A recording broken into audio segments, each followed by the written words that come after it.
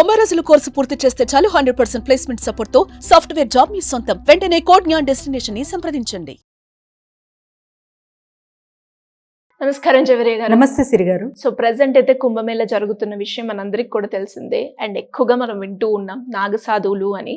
And చాలా మంది వాళ్ళ లైఫ్ స్టైల్ అసలు వాళ్ళు ఎవరు అని తెలుసుకునే ప్రయత్నంలో కుంభమేళ ప్రత్యేకంగా నాగసాధుల కోసమే జరుగుతుందంటారా అన్న క్వశ్చన్ కూడా రేజ్ అవుతుంది. అసలు దీన్ని ఏ విధంగా చూడాల్సిన అవసరం ఉందంటారు? అండ్ కుంభమేళకి నాగసాధువులకు ఉన్న సంబంధం ఏంటి మేడం? చాలా మంచి ప్రశ్న సిరి గారు. అసలు కుంభమేళ ఎందుకు జరుగుతుంది అండ్ నాగసాధుల ఇంపార్టెన్స్ ఏంటి ఇప్పుడు డీటెయిల్స్ గా తెలుసుకుందాము. సో కుంభమేళ అసలు ఎందుకు వచ్చింది? సముద్ర సాగర మదనం తెలుసు కదా సిరి గారు. సో అందులో నుంచి విషం తెలుసు కదా, విషం వచ్చి ఆ తర్వాత అమృతం వచ్చింది. ఆ అమృతం వచ్చి 4 చోట్ల ప్రత్యేకంగా భూమి పైన 4 చోట్ల అది ఉందన్నమాట. సో అందుకే అంత ఇంపార్టెన్స్ ఇస్తారు. ఆ 4 ప్లేసెస్లో మనకు కుంభమేళ అనేది ఏర్పాటు అవుతుంది. అది కూడా విత్ 400 మిలియన్ పీపుల్ ఒక్క చోట గ్యాదర్ అవ్వి వితౌట్ ఎనీ డిస్టర్బెన్సెస్. అంత పెద్దగా చాలా ప్రత్యేకతతో అక్కడ కుంభమేళ అనేది గ్యాదరింగ్ అవుతారు. ఇంకా చాలా వరకు సాధనలు అనేది జరుగుతాయి. అండ్ ప్రత్యేకంగా స్నానాలు అనమాట. సో సముద్ర స్నానాలు చేస్తే మనకు ఏదైతే దోషాలు కానివ్వండి పాపాలు కానివ్వండి ఉంటాయో అది పోతాయని చెప్తారు. సో ప్రత్యేకంగా అసలు ఎందుకు వస్తుంది, ఎప్పుడు వస్తుంది కుంభమేళ అంటే 12 సంవత్సరాలకు ఒక్కసారి వస్తుంది అనమాట. జూపిటర్ ప్లానెట్ ఉంటుంది కదా, గురుగ్రహ సూర్య గ్రహ చుట్టూ తిరిగేసరికి 12 సంవత్సరాలు పడుతుంది. సో ఒక రాశిలో జూపిటర్ అండ్ సన్, సో మనకు గురుగ్రహ సూర్యగ్రహ వస్తాయి అంటే అప్పుడు కుంభమేళ అనేది జరుగుతుంది. సో కుంభమేళ అండ్ నాగసాధుల సంబంధం ఏంటి అంటే, ఒక్కసారి కుంభమేళ ఏర్పాటు అవుతుంది అంటే అక్కడ ఎక్కడి నుంచి వస్తారో ఏంటో తెలియదు కానీ నాగసాధులు అనేది వచ్చేస్తారు.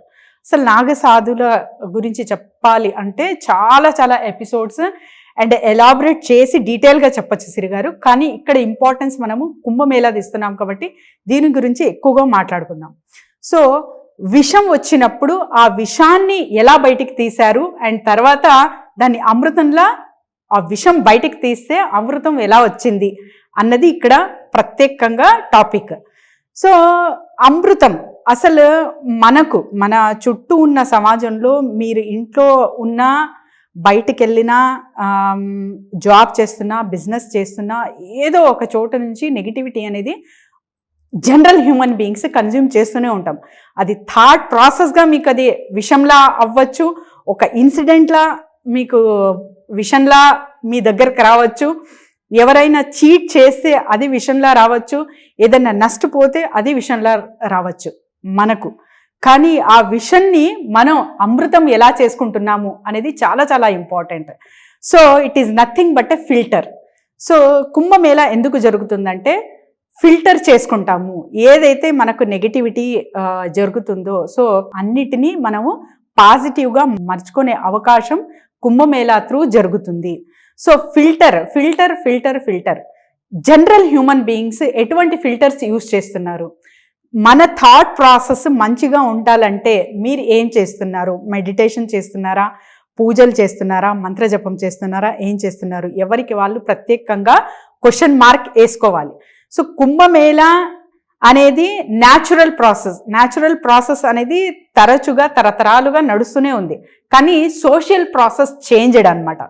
సో సోషల్ ప్రాసెస్ ఎప్పుడైతే చేంజ్ అయ్యిందో నాగసాధువులు అలానే వాళ్ళు కంటిన్యూగా చేసుకుంటూ వస్తున్నారు. వాళ్ళ పని ఏంటో వాళ్ళు చేసుకుంటూనే వస్తున్నారు. అంటే వంటి పైన ఏ దుస్తులు ఉండవు. సో వాళ్ళని నాగసాధువులు అంటారనమాట. అండ్ వీళ్ళకి ప్రత్యేకంగా అంటే మీరు జస్ట్ వెళ్ళి వాళ్ళకు ఒక పిక్చర్ తీసుకున్నా లేకపోతే వీడియో షూట్ చేస్తున్నా వాళ్ళు ఏం హెజిటేట్ చేయరు. అంటే వాళ్ళకి మటీరియలిస్టిక్ లైఫ్కి డిస్కనెక్ట్ అయిపోయారు, వాళ్ళకి ఎటువంటి సంబంధం లేదు వరల్డీ థింగ్స్తో. సో వాళ్ళు వాళ్ళ వేలో జీవిస్తున్నారనమాట. సో మనకు ప్రత్యేకంగా ఇక్కడ జనరల్ హ్యూమన్ బీయింగ్ అర్థం చేసుకోవాల్సిన విషయం ఏంటంటే, మీరు కుంభమేళ ఏర్పాటు అవుతుంది అంటే ఒక 3 days 21 days లేకపోతే 48 days అనేది ప్లాన్ చేస్తున్నారా అనేది చాలా చాలా ఇంపార్టెంట్. అండ్ అక్కడ మీకు వచ్చిన విషయం అంటే ఒక నెగిటివిటీ కానివ్వండి, ఒక బాధ కానివ్వండి, దుఃఖం కానివ్వండి, కోపం కానివ్వండి, ఏదైతే అది ఫిల్టర్ చేసుకొని మీ లైఫ్స్ బెటర్మెంట్ చేసుకునే ఒక అవకాశం Kumbh Mela. So it is nothing but a big filter. So సముద్రంలో ఏదో వెళ్ళి అక్కడ స్నానం చేస్తే అయిపోయింది అనే చాలా మందికి ఎస్ న్యాచురల్గా అదైతే ఖచ్చితంగా జరుగుతుంది. కానీ ఎవరికి వాళ్ళు మానసికంగా ఎప్పటికప్పుడు అంటే 12 సంవత్సరాలు వెయిట్ చేయకుండా మనం కంటిన్యూస్గా వచ్చే నెగిటివిటీని తొలగించుకునే అవకాశాలు ఉన్నాయా అంటే మెడిటేషన్ త్రూ ఖచ్చితంగా ఉందన్నమాట. సో హార్ట్ఫుల్నెస్ మెడిటేషన్లో క్లీనింగ్ అనే ప్రాసెస్ ఉంటుంది సిరి గారు. సో డైలీ బేస్గా మీరు మార్నింగ్ నుంచి లేవగానే ఈవినింగ్ వరకు కూడా ఒక క్లీనింగ్ ప్రాసెస్ అనేది చూస్తారు ఇందులో. సో ఆ క్లీనింగ్ ప్రాసెస్ ఎలా ఉంటుందంటే విత్ ఇన్ జస్ట్ 20-21 మినిట్స్లో మీరు ఏదైతే కన్జ్యూమ్ చేశారో నెగిటివిటీ కానివ్వండి, ఇంప్రెషన్స్ కానివ్వండి, ఇవన్నీ బయటికి వెళ్ళే అవకాశం చాలా చాలా ఉంటాయి. And you will feel refreshment. So ఇలాంటివి కంటిన్యూటీ బేస్గా మీకు ఏదైనా టూల్స్ అండ్ టెక్నిక్స్ తెలిస్తే కూడా మీరు ఇంకా మంచిగా పాల్గొనొచ్చు కుంభమేళాలో. సో ఇది చాలా చాలా ఇంపార్టెంట్. కుంభమేళాస్ అనేది ఒక ఫిల్టర్ లాగా చూడండి ఎవరైనా సరే. సో ప్రత్యేకత న్యాచురల్ ప్రాసెస్ కాబట్టి చాలా చాలా ఉంటుంది, హై వైబ్రేషన్స్ ఉంటాయి.